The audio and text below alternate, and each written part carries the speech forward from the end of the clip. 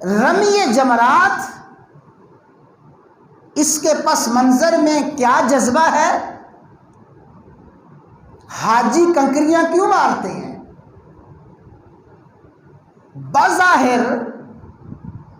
بظاہر اگر دیکھا جائے تو ایک عبث، ایک بڑا معاذ اللہ حقیر سا عمل معلوم ہوتا ہے کہ شیطان کوئی وہاں کھڑا ہے، لاکھوں حجاج کنکریاں مار رہے ہیں، وہ ایک پتھر ہے، اس پتھر پہ پتھر برسا رہے ہیں،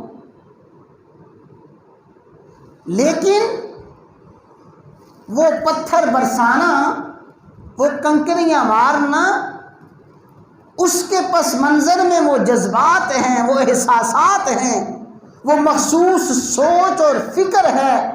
اس مخصوص سوچ اور فکر کو لے کے کنکریاں ماری جاتی ہیں۔ رسول اللہ صلی اللہ علیہ وسلم نے ارشاد فرمایا، ہر کنکری پہ اللہ اکبر کا نعرہ بلند کرو اور ہر کنکری مارتے ہوئے کہو رغمن للشیطان، شیطان کو ناک آلود کرنے کے لیے، شیطان کو تباہ و برباد کرنے کے لیے میں عمل کر رہا ہوں، لذل الرحمانی، رحمان کو خوش کرنے کے لیے عمل کر رہا ہوں۔ وہ مخصوص جذبات اور احساسات ہیں، ان مخصوص جذبات اور احساسات کے ساتھ جب کنکری ماری جائے اور دل میں وہ جذبہ ہو، احساس ہو، پھر اس عمل میں وہ لطف ہے، اس عمل میں وہ مزہ ہے جو ناقابل بیان ہے۔ اور بالکل یہی جذبات اور احساسات تھے خلیل اللہ علیہ السلام کے، جب اپنے اکلوتے بیٹے کو لے کے جا رہے ہیں اور دل میں جذبہ یہ ہے کہ اے میرے مالک، میں نے آپ کے اس حکم کو ہر حال میں پورا کرنا ہے، اے میرے خالق و مالک، بس جو آپ نے فرما دیا میں نے کر گزرنا ہے۔ فلما اسلما، دونوں تیار ہو گئے اور دل سے تیار ہوئے۔ باپ ذبح کرنے کے لیے تیار ہے، بیٹا ذبح ہونے کے لیے تیار ہے۔ باپ اپنی نظروں سے اوجھل کرنے کے لیے، ہمیشہ ہمیشہ کے لیے اپنی نظروں سے دور کرنے کے لیے، اور بیٹا دور ہونے کے لیے تیار ہے۔ وہ جذبات احساسات لے کے چلے جا رہے ہیں۔ اب آ گیا شیطان۔ ابراہیم خواب ہے، محض خواب کی بنا پہ بھی کوئی اتنا بڑا عمل کرتا ہے؟ یہ تو دیکھو، اپنی عمر دیکھو، عمر کے کس حصے میں یہ اکلوتا بیٹا ملا، اور اب تو یہ بیٹا بالغ معہ السعی، تیرے ساتھ چلنے پھرنے کے قابل ہو گیا ہے، آپ کے معاون بننے کی عمر کو پہنچ گیا ہے، تو اس کو ذبح کر رہے ہو۔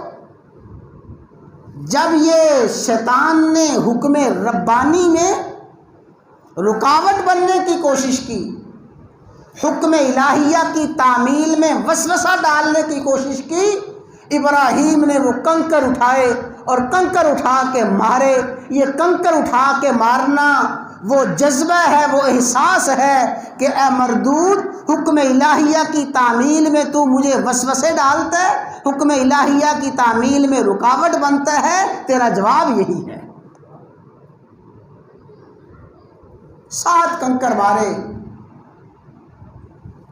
چند قدم آگے بڑھے، پھر یہ بدبخت آیا، اس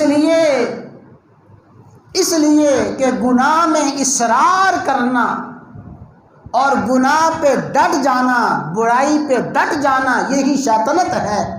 ایک دفعہ ناکام ہوا، پھر حملہ آور ہوا، اسماعیل علیہ السلام کو وسوسے ڈال رہا ہے، خلیل اللہ کو وسوسے ڈال رہا ہے، پھر دوسرے مقام پہ بھی پتھر مارے گئے، پھر تیسرے مقام پہ پتھر مارے گئے۔